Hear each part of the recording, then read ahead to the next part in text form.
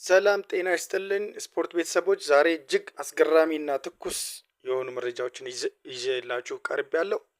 አብራችሁን ቆዩ። ዛሬ የምናያቸው አምስት ዋና ዋና ነጥቦች የሳካ መጥፋት፣ የኢንዞ መታገድ፣ የፎደን ዝውውር፣ የማካሊስተር ድርድር እና የራሽፎርድ መመለስ መሆናቸውን ባጭሩ እያሳወቅኩኝ ወደ መጀመሪያው ስመለስ አርሰናል በሳውዛምፕተን ተሸንፎ ከኤፍኤ ካፕ መውጣቱ ይታወቃል። ይህም ደጋፊውን አስቆጥቶታል። ይህ ሽንፈት ለቡድኑ ስነ ልቦና ስብራት ይሆናል ወይንስ ማነቃቂያ ይሆናል ብላችሁ ታስባላችሁ? ይሄ ነገር እንደኔ እንግዲህ ከሽንፈት ለማገገም አርሰናል በተፈጥሮ በፊት እንደምናውቀው አንድ የትኛውም ቡድን ቢሆን ሽንፈት ስነ ልቦና ይጎዳል። ማሸነፍና መሸነፍ አንድ አይነት ስነ ልቦና አይፈጥርም። የአሸናፊነት ስነ ልቦና ሁሌም እንድናሸንፍ፣ ሌላኛው ደግሞ ከፍ አድርጎ ያንን ቡድን እንዲመጣ ያደርገዋል። ያሸነፈው ቡድን ደግሞ ራሱን ከፍ አድርጎ የአሸናፊነት ስነ ልቦና ይዞ ይገባል። ልክ እንደዛው በሚሸነፍበት ጊዜም ተሸናፊነት ስነ ልቦናን ይዞ ነው የሚገባው ማለት ነው። እና ኤኒዌይስ አንዳንዴ ደግሞ ስናይ የተሸነፈ ቡድን በቀጣዩ እንደውም የበቀልን ስሜት ደግሞ ይዞ የሚመጡ ቡድኖች አሉ። አርሰናል እንደዛ ይሆናል ወይ ሌላ ጉዳይ ሆኖ ማለት ነው። አይተናል። ብዙ ቡድኖች ስፔን ውስጥም እንግሊዝ ውስጥም በቀጣዩ ጨዋታ ላይ ከተሸነፉበት ሁለተኛው ጨዋታ ሲመጣ በበቀል ስሜት እንደው በብዙ ጎል ልዩነት የሚያሸንፉበት ሁኔታ አለና ያም ኦፖርቹኒቲ ክፍት ነው ለማለት ያህል ነው ማለት ነው። ሌላው በዛሬው ልምምድ ላይ ሳካ አልታየም። አርሰናል ባደረገው የዛሬ ልምምድ ላይ ማለት ነው። ይሄም በደጋፊው ዘንድ ድንጋጤን ፈጥሯል ማለት ነው። ምክንያቱ ደግሞ ምንድነው? ሳካ ለዚህ ቡድን ያለው አስተዋጽኦ ያው የምናውቀው ነው ማለት ነው። ትልቅ አስተዋጽኦ ነው ያለው። እሱ በሌለበትና ባለበት አንድ አይነት ፐርፎርማንስ የለውም ቡድኑ። ባያገባ እንኳን ለሌሎች ቡድን ተከላካዮችን የመረበሽ ብቃቱ ከፍተኛ ነው። የፍጥነቱ አብዶ የመስራት እና ለሌሎች ቦታ የማስለቀቅ ነገር አለው ልጁ በተፈጥሮ። በዚህ ላይ በተጨማሪ በዚህ አመት ብቻ 15 ለጎል የሚሆኑ ኳሶችን ያቀበለ ልጅ ነው። ይሄ ስናይ የሱ በዚህ ቡድን ውስጥ አለመካተት ለቡድኑ ትልቅ ጫና ይፈጥራል ብዬ አስባለሁ። በሌላ በኩል ደግሞ መልካም ዜናዎች አሉ ለቡድኑ። ከጉዳት የተመለሱ ተጫዋቾች አሉት። እነሱንም ስናይ በትሬኒንግ ላይ የታዩ ዴክላን ራይስ፣ ትሮሳርድ፣ ማጋሌስ የመሳሰሉ ለአርቴታ ትልቅ እፎይታን የሚፈጥሩ ቢሆንም ሜሬኖና ኤዜ ደግሞ እንደዚሁ በተጨማሪ ያልታዩበት ሁኔታ አለ። ይሄ ደግሞ መሀል ክፍሉን ያሳሰዋል። የአርሰናል የመሀል ክፍሉን አማራጭ እንዳይኖረው የማደርግበት ሁኔታ አለ ማለት ነው። ይሄን ያህል ካነሳን ስለ አርሰናል የዛሬ ትሬኒንግ እና የተጫዋቾች ጉዳት እንዲሁም የስነ ልብ ሁኔታ ካነሳን ዛሬ ከዛው ሳንወጣ ሚካኤል አርቴታ ዛሬ ምሽት 12:45 ላይ ኢንተርቪው ያደርጋል ተብሎ ይጠበቃል። በዚህም ላይ እኔ እንደምገምተው እንግዲህ ያው ስለ ቡድኑ ተጫዋቾች ጉዳት ያነሳል። አሁን ስላነሳናቸው ስለ ልምቦናው ለቀጣዩ ጨዋታ ምን ያህል ዝግጁ ነው የሚሉ ነገሮች ይጠይቃል ብዬ አስባለሁ።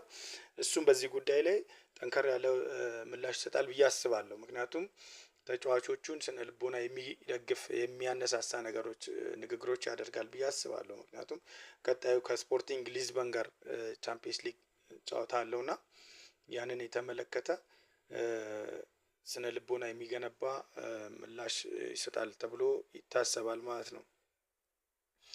በሌላ በኩል ቸልሲና የቸልሲው ኤንዞ ፈርናንዴዝ ቀውስን ስንመለከት የቅጣቱ መንስኤ ኤንዞ ፈርናንዴዝ ስለ ወደፊቱ ቆይታው የሰጠው አስተያየት መሆኑ ይታወቃል። እና ክለቡ ለምንድነው የታገደ የሚል ጠንካራ ቃል ተጠቀመ የመሳሰሉ ነገሮች እየተባለ በጋዜጠኞች የተነሱ ነገሮች አሉ። ነገር ግን እኔ ይሄ ኢንዞ ላይ የተወሰደው እርምጃ ተገቢና ተገቢ ነው ብለው ሁሉም ክለብ ሁሉም አሰልጣኝ አንድ አይነት የሆነ አመለካከት አለው ብዬ አላስብም። የክለቡ መተዳደሪያ ደንቦች የራሳቸው አላቸው። አሰልጣኞችም እንደራሳቸው የራሳቸው የሚሆኑ እርምጃዎች አሏቸው። ስለዚህ ይሄ ልጅ ላይ የተወሰደው ነገር ተገቢ ነው። ምክንያቱም ከዚህ በፊትም ዓለም ዋንጫ ሲመለስ በክለቡ አጋሩ ጥቁር ተጫዋቾች ላይ የሰነዘረውን የዘረኝነት ጥቃት እናውቃለን እና ያንንም ታልፎ ነው በኤክስኪውዝ እስካሁን ያለውና አንድ ቦታ ሀይ ሊባል ይገባል። ምክንያቱም አሁንም እየተቀጣበት ምክንያት ክለቡ ጋር አያይዞ ዲስሪስፔክት የሆነ ንግግሮች ሲያደርግ ስለነበረ ነው። ሌሎች ከተሞችን የማመጻደቅ ክለቡን የማንቋሸሽ ለቆ ለመሄድ የሚመስሉ ኢንተርቪዎችን በመስጠቱ የተወሰደበት ቅጣት ተገቢ ነው ብዬ ነው የምወስደው ማለት ነው እኔ። ስለዚህ ኢንዞ ላይ ጀሰን በርት ተገቢ ቅጣት አይደለም የተወሰደበት በስቷል የሚለውን ነገር እኔ በበኩሌ ተገቢ ነው ብዬ ነው የምወስደው ማለት ነው። ለግን ከጨዋታ መታገድ የለበትም ነው የሚለው እሱ። የህፃን ጨዋታ አይነት እርምጃ ነው እስከ ማለት ነው የደረሰው። ነገር ግን እኔ እንደ አንድ ስፖርት ጋዜጠኛ ሆኜ ስመለከተው በጣም ተገቢና ወሳኝ ቅጣት ነው ብዬ ነው የምወስደው ማለት ነው። ሌላው የፎደን እና የማካሊስተር ዝውውርን በተመለከተ የተነሱ ጭምጭምታዎች ናቸው። ፎደን እንግሊዝ ምርጡ ተጫዋች ነው። ከፔፕ ጋርዲዮላ ጋር ባላቸው ወቅታዊ ግጭት ምክንያት ይመስለኛል። ልጁ በጣም ጎበዝ ልጅ እንደሆነ እናውቃለን። በእግር ኳስ ክህሎቱ ድንቅ ነው። የእንግሊዝም ምርጥ ተጫዋች ነው። ነገር ግን ባሳለፍነው ሳምንት የእንግሊዝ ብሔራዊ ቡድን ጋር ያሳየው አቋም ጥሩ አልነበረም። በዚህም የእንግሊዝ ብሔራዊ ቡድን አሰልጣኝ በዚያ አቋሙ የሚቀጥል ከሆነ ለእንግሊዝ ብሔራዊ ቡድን እንደማይመርጠው ጭምር ነው ያሳወቀው። በቋሚነት ጨዋታዎችን ማድረግ እንዳለበት እና ጨዋታ ለማድረግም ራሱ የቻለ ተጽዕኖ እንዳለው በመግለጹ ልጁ ለብሔራዊ ቡድን ከመጫወት ፍላጎቱ የተነሳ ዝውውሩን ይፈልገዋል። ስለዚህ ባርሴሎናም ይህንን በማየት ፍላጎቱን አሳይቶታል። ነገር ግን አቅም አለው ወይ ይህን ልጅ ለማስፈረም የሚለውም የሌላ ጥያቄ ይሆናል ማለት ነው። በሌላ በኩል ማካሊስተር እንደዚሁ ወደ ማንቸስተር ዩናይትድ ይቀላቀላል የሚል ዜና የተሰሙ ዜናዎች አሉ። ይሄ ይሆናል ወይ አብረን የምናየው ሆኖ፣ ነገር ግን ላንክሻየር ደርቢ ይታወቃል። አንዱ ክለብ ለአንዱ ተጫዋች አይሸጥም። በታሪክ በጣም ውስን ተጫዋቾች ናቸው በታሪክ ውስጥ ያሉት እና ይሄ ነገር ይሄ ታሳቢ ስናደርግ በጣም የሚጠላሉ ክለቦች ናቸው። ደጋፊው አይዋደድም። በዚህ አይነት ሁኔታ ውስጥ እውነት ተሳክቶ እና ይሄ ነገር ከተሳካ የአመቱ ትልቅ መነጋገሪያ የሚሆንበት ሁኔታ ነው ያለው ማለት ነው። እና ይሄን ነገር እስቲ አብረን የምናየው ነው። ጭምጭምታዎች ግን አሉ ለማለት ያህል ነው። ሌላው የራሽፎርድን በተመለከተ ራሽፎርድ መመለስና የባርሴሎና ቆይታውን ስንመለከት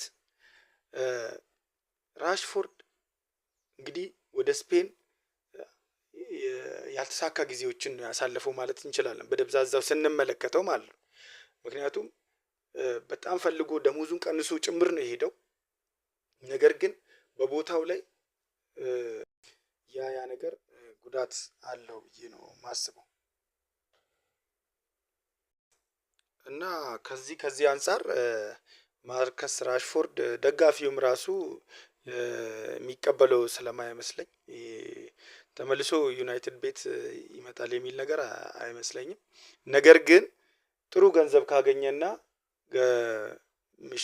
ገዢ ካገኘ ዩናይትድ ቢሸጠው አዋጭ ነው የሚል ነገር አለኝ እኔ ማለት ነው። ያንን ነው ልል የሚችለው። በሌላ በኩል ዛሬ እንግዲህ ካነሳናቸው ነጥቦች መካከል እናንተ የበለጠ ያስገረማችሁ የትኛው ነው የሚለውን ብትጽፉልኝ። የቼልሲው ኤንዞ ቅጣት ወይስ የማካሊስተር ወደ ዩናይትድ መሄድ? ሀሳባችሁን ኮሜንት ላይ ጻፉልኝ። ቪዲዮውን ከወደዳችሁት ደግሞ ላይክ አድርጉ። ሌሎችም ስፖርት ወዳዶች እንዲደርስ ሼር አድርጉ። ለቻናላችን ደግሞ አዲስ የሆናችሁ ደግሞ ሰብስክራይብ በማድረግ ቤተሰብ ሁኑ። ነገ በሌላ ትኩስ መረጃ እስከምንገናኝ ሰላም ቆዩ እላለሁ። ቻው